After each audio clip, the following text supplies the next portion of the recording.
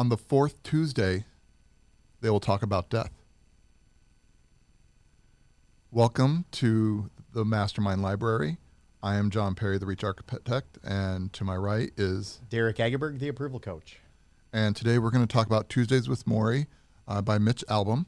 This has been around now for 30 years. Isn't that crazy? It is. And, you know, it says Tuesdays with Morrie, and we'll get a little bit more into why it's titled that, yet this has been the third recorded podcast that we're doing, yet this is the fourth podcast we're doing, and we do these on Tuesdays. We do. We do these on Tuesdays. And thinking back to it, we've been meeting almost every Tuesday for over a decade in one way, shape, or form. One could say we are Tuesday people. We are Tuesday people. So, good intro. Thank you. And it's very important to also mention this was your mother's favorite book. It was. Your mother, Sally, passed not that long ago as well. About 2 years ago. 2 years ago. And you shared with me that this was her favorite book. She even had a mural in her house.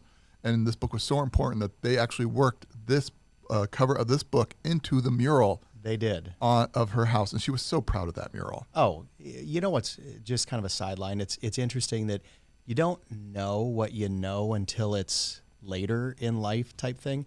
And, you know, as a younger kid, high schoolish, my mom gave me the book. And I didn't understand really what the point of the book was back then. But not more importantly, but she did. She hired a guy and literally painted from one end to the other of the house in her family room this mural.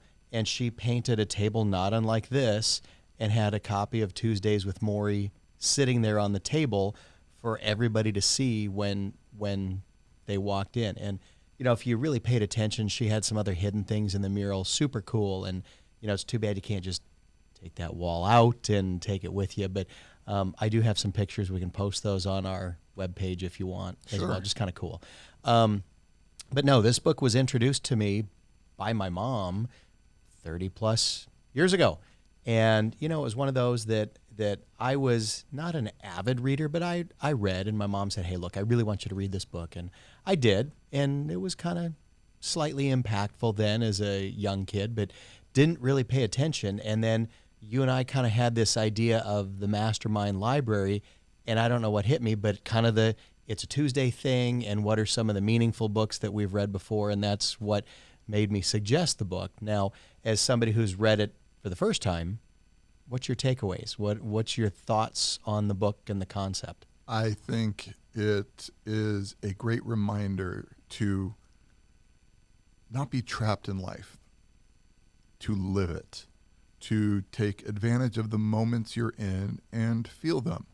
It talks about one element was detachment. You can't detach until you fully embrace that emotion and whatever it could penetrate through you. And you feel it in your soul, and then you can detach to be part of a situation. It talks about, you know, we're all going to die, yet we are so prideful, egotistical, naive to think that it's not going to happen to us. Right. Yet it's always going to happen to us. At some point in time, our number's going to be up, and we can review our life as to what we did with it. Did we make an impact?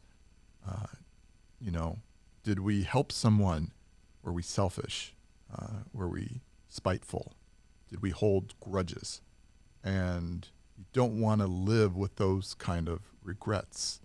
And so there's many aspects I can take from this book, you know, as far as living. It also talks about dealing with the death of someone you care about. You know, one point in time, he said that death isn't the end of the relationship. There's still a relationship, even though one person is passed on. That's quite profound. It is. And so for everybody who's not read the book, let's give kind of the timeline of the book. Sure. There's a college student who learns of this professor, and he takes his class. Yep. And that was kind of the relationship is teacher-student. And but he called him coach. Yep. Called him Coach. Coach and player. So it was this relationship of a college professor and a student that developed, and he was one of his great students, and they bonded. And then 20 plus years later, this very successful, highly money motivated business person Journalist. heard on the TV Ted Koppel. that his former professor was dying of a disease, and they were starting to interview him.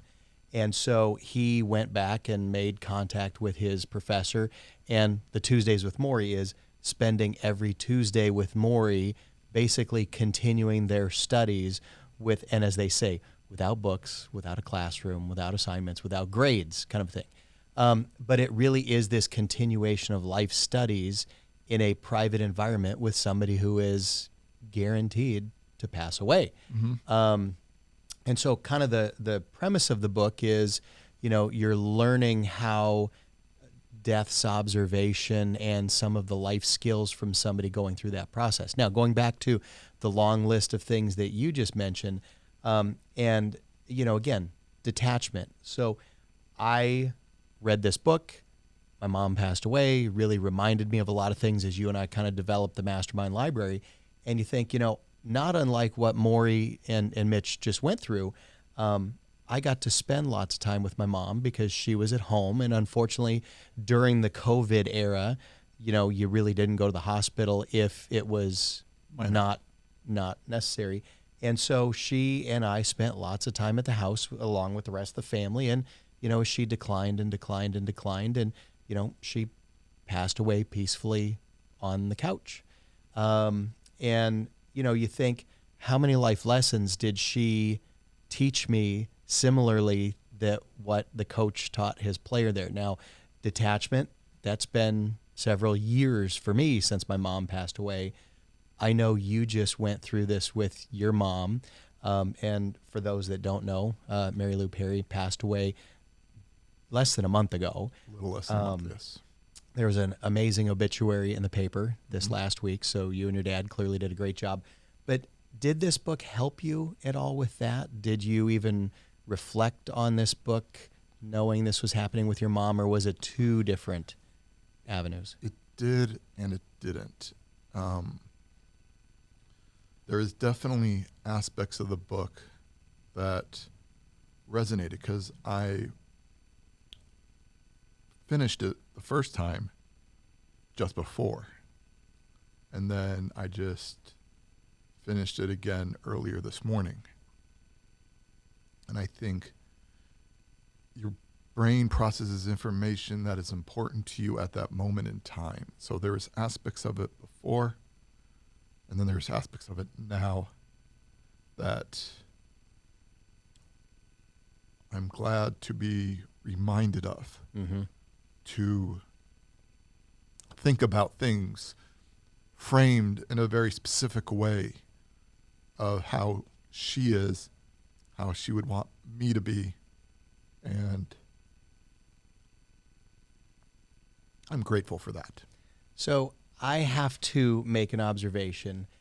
Some of the books that we read, they're good. And you might take a few nuggets. Some are impactful, and some are just wisdom imparting in a way that you don't really realize. Maybe you're being educated the way you are. And this is one of those books that a teenager, an 18-year-old teenager could read this book in probably a day or two, and it's not a big deal.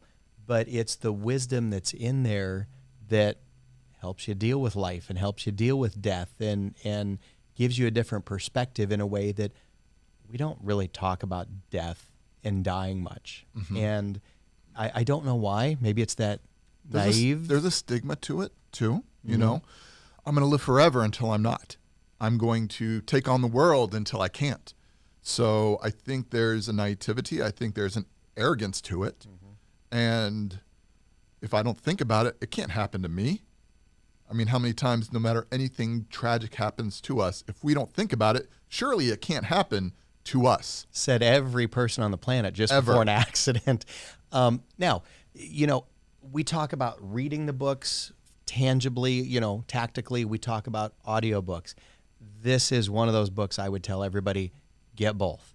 Read it, but if you listen to the audiobook, it's actually Mitch speaking, and then the updated 25th anniversary, they actually have Morrie speaking and talking about some things as well. From the tapes that Mitch was recording him during his interview sessions, Yes. those last 14 weeks, he was meeting with them. So again, knowing that this was, all of the sessions are recorded, and this is kind of how Mitch gleaned his information for the book. Mm-hmm.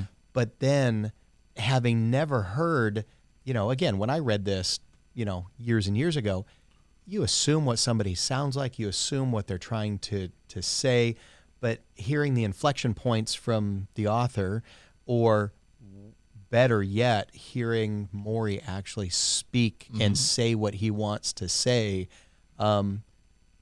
I wish I could have heard my mom talk about the book if she had been able to listen to the authors speak. Knowing it was her favorite book, I would have loved to have that adult-to-adult conversation, not, okay, Mom, I'll read the book kind of a thing. But you talk about the relationship doesn't end. That's why we do burials and funerals, and you go back to a gravesite, is you're continuing that relationship that direction because you think you have to physically be there.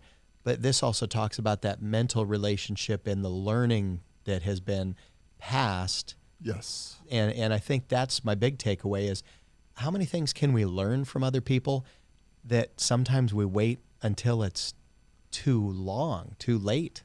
At the same token, we got to be in a place where we're actually truly and honestly willing to learn.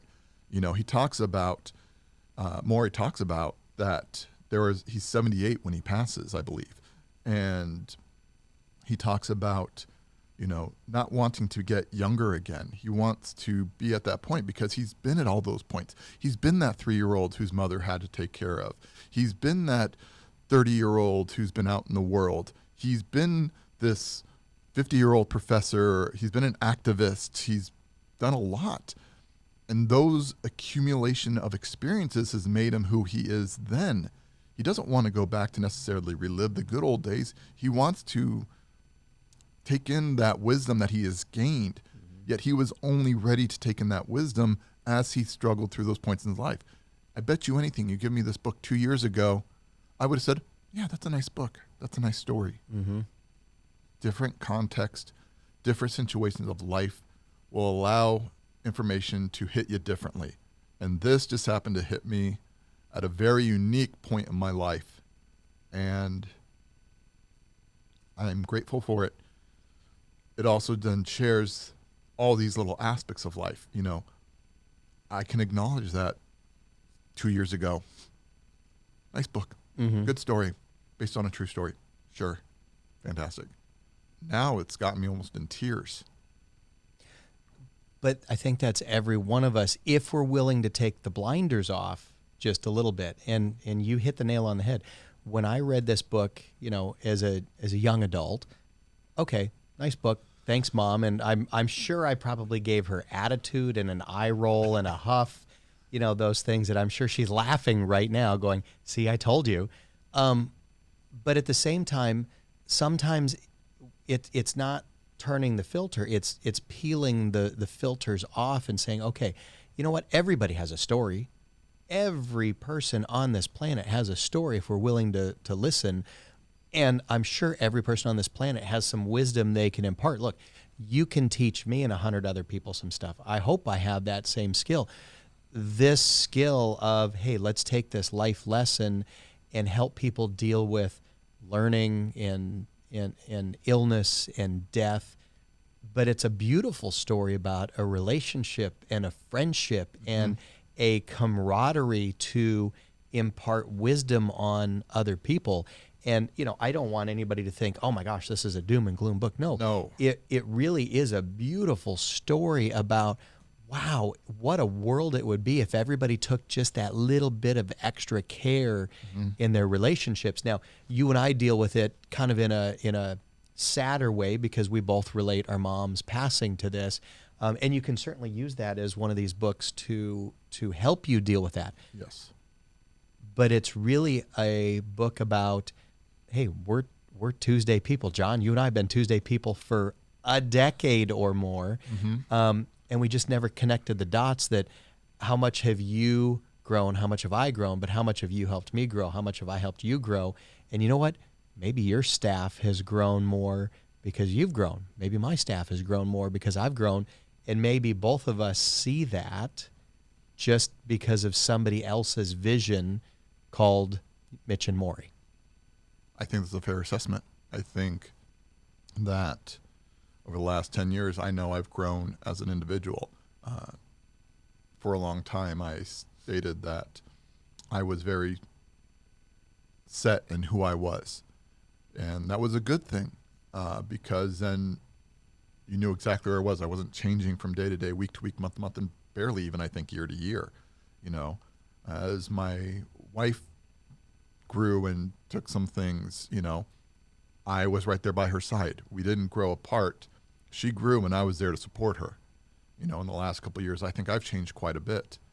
And my wife has been a little bit more stable. It's not that she's not growing. She's just not growing at the same rate she was.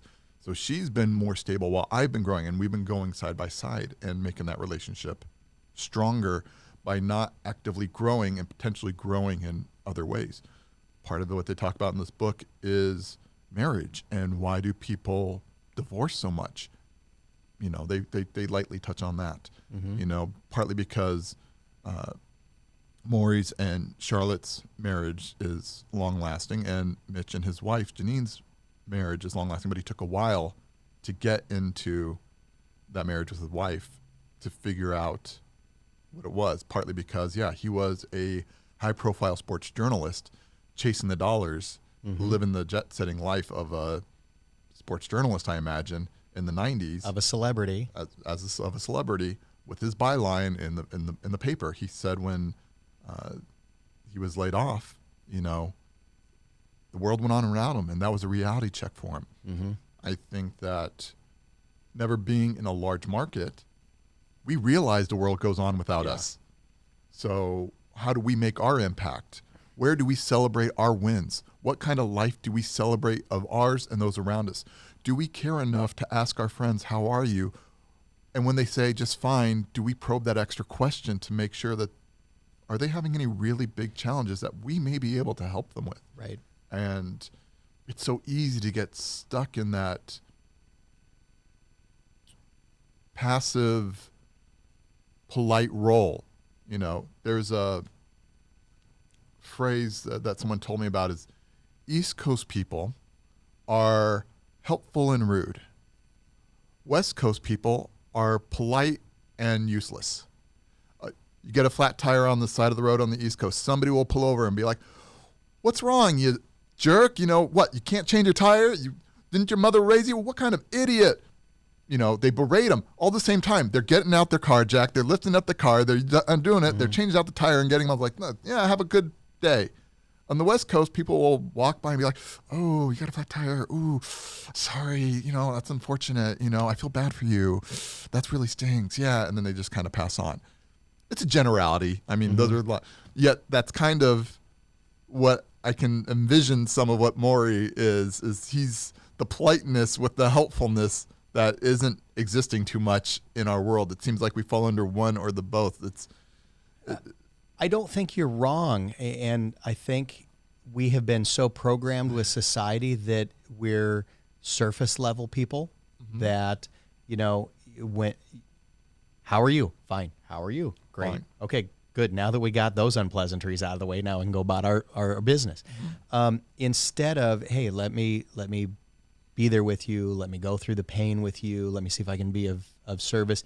And it feels like lots of things are bothers. And, you know, seeing Mitch spend every Tuesday back with Morrie, his beloved coach, and spending week after week after week with him, that took an enormous amount of energy and thought and time away from whatever else he was doing. And yet it was very impactful to two guys in Yuma, Arizona, of all places, and you think, wait a minute, he didn't start out with that. No. He ended with this. And how many things do we do that we should just start out being helpful and relational? And you know what? If something comes out of it later, great. If you helped one person, that's great as well. But sometimes we just get so busy trying to get through the day that we forget somebody may need a lot more help get through the day than we do.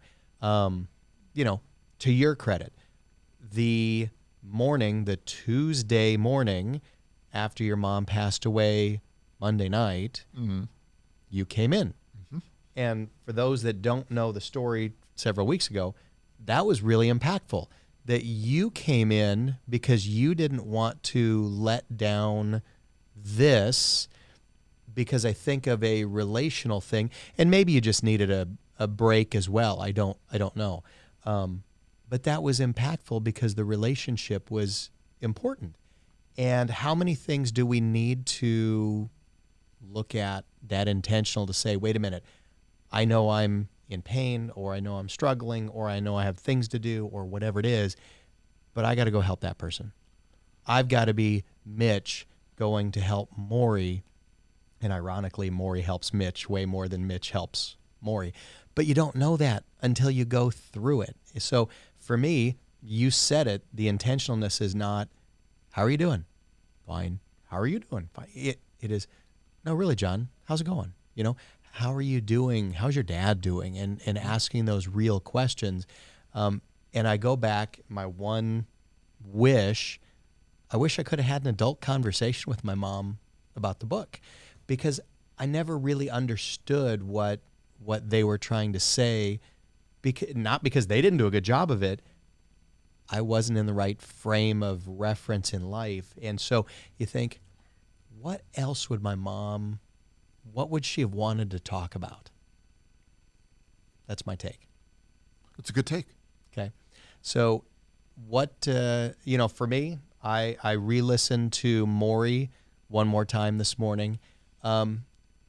Just a charismatic kind of, I don't want to say no caring kind of guy, but just didn't care what people thought. He just spoke his mind he told Mitch the truth, whether it was good, bad, or indifferent. And I think that's kind of the takeaways. Sometimes we just have to be that shoot straight to the heart, honest as well. And I think that we need to accept and work with what life gave us, not cope with it, work with it, find the joys within it. You know, he talked about at the beginning in his interview with Ted Koppel, it's like he is not looking forward to the day that he has to have someone wipe his butt.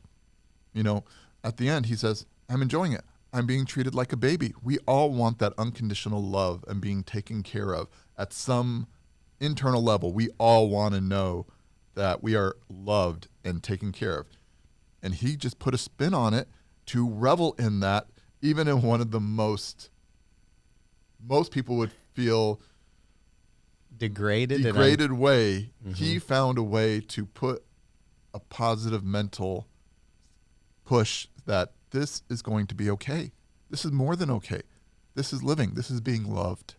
And I don't know many people who could do that. I don't either, but I think that's everything in life. If you really look at the book, there's so many life lessons that you can take out of it. So turn the prism. What could I find beneficial, educational, joyful, relational out of whatever it is? You get a flat tire, like you were talking about the flat tire. Okay, how fascinating. I wonder what I can learn out of this. Maybe it's check my tires more often. Maybe it's check the tire pressure. Maybe it's, hey, don't run over the big steel grate right in front of me. I don't know what it is, but do you treat everything as a life learning lesson, and do you maybe go back and reflect on it? And so, for my take to Mitch, the author, it's kudos and thank you for spending those weeks and weeks and weeks recording these things and then putting it in a useful fashion book that's an easy read, but a deep book if you actually want to take the blinders off and get into it. And I think realistically, and that going through the book, you don't hear it, but in the 25th anniversary, when they talk about things at the end, the real unsung hero of this book is the publisher that took a shot on it. Mm-hmm. They stepped up to the plate with Mitch proposing them this book about a man dying and bought it. And those bills that money helped pay for the end-of-life care of Morrie so that he could have less of that burden to worry about. Because I think anyone who ever goes away, they do never, ever want to be a burden. There's a difference of being taken care of, like he was talking about, and being a burden on somebody. And financially, I think, partly because of the society we live in, we do not ever want to actively be somebody else's financial burden. And that's a different thing. And so the publisher of the initial book who advanced the money and got this ball rolling, I am so grateful for them for taking a chance. Yes. Because there wasn't enough time for the 25 rejections of Jack Canfield or the 50 rejections of J.K. Rowling. There wasn't enough time. Yeah. They took a shot and a chance on a sports journalist writing a very in-depth, I don't want to say psychological, but something along that line book with his old coach. Mm-hmm. And for everybody who, when you read the book, understand that publisher is also the one when Mitch said, I don't know how to put this into a story, just said, hey, write it in a really conversational manner. Just, it's you two talking. It didn't have to be a third-party fictitious story that's overblown. Mm-hmm. It's just you two having a conversation. So those two things, I think the publisher taking the chance and the words of wisdom of just make it a conversation is really what came to fruition. And so again, you go back to, they didn't start out with the idea to write the book. No. Mitch just started out going to see his old coach and wanting to spend time with somebody end of life, and it's turned into something that has made a difference in my life. Made a difference in mine. So now, where do you rate this book on your shelves? This is on my top 13. For those that have kind of come on this journey with the Mastermind Library with us, we have a rating of your top 13 books, your second 13 books, your third 13 books, and then I thought it was top 13, second 26. Oh, okay. Sorry, math is wrong. But top 13 books, and this is one of those life-changing, impactful books. And you know me, I'm a type A, high D personality. Yes. I like bullet points. I like structure, order, discipline. Let's go. And this is turn the prism, take the filters off.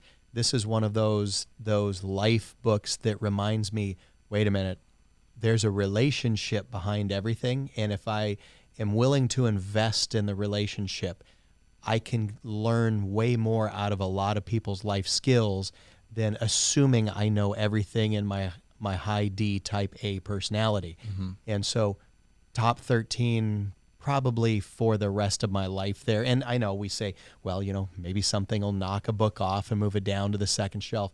But it's been introduced to me a long time ago. I now really understand what the book was, what Mom was trying to tell me.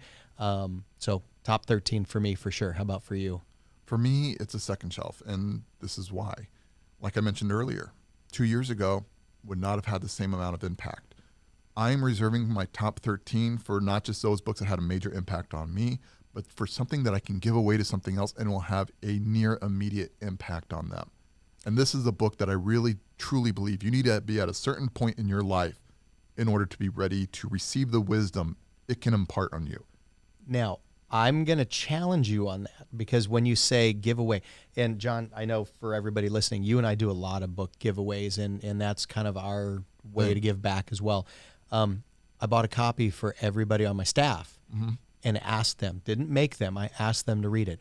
And all of them said that was a phenomenal book and thank you for giving it to them. So I don't know that people need to be in the right place. I think they need the right person giving it to them, and they need to be probably older than a teenager kind of a thing. But impactful as well. I would argue the level of impact is going to be different for a 20-year-old than a 30-year-old, than a 40-year-old, than maybe a 50-year-old, and a 60-year-old, and a 70-year-old. And I'm not saying that there isn't a 20-year-old who, given this book under the right circumstances or wrong circumstances, however they may be the most impactful thing in their life. There's equally a good chance that giving it to a 40-year-old, me 4 years ago, be like, oh, this is a really neat book, and not really take to heart some of what it is because they can't relate. You know, part of what makes a good hero's journey, a great story, is being able to put yourself in the role of the character. Real, fictitious, that's what really grabs you. If you can put yourself and be like, wow, if I was there, if I was feeling this, you can feel those emotions, you can relate to it, you can emote with it. If you can't be there and it's just like watching a TV show from a third person perspective, you're missing something. So I'm not saying this can't make an impact on people. It's why I still have it on my second shelf. It's just I want them to have an immediate major impact. Only 13 books. Yeah. And so I would still give this book away to people. I'd give this book away every day if I could and I had the resources. It's a really great book. Just top 13. Understood. It's just like we talked about with another book that we'll talk about eventually. It's not my favorite book from that author. It's not the one that had the most impact on me, yet this one sets up the domino effect to get to this one.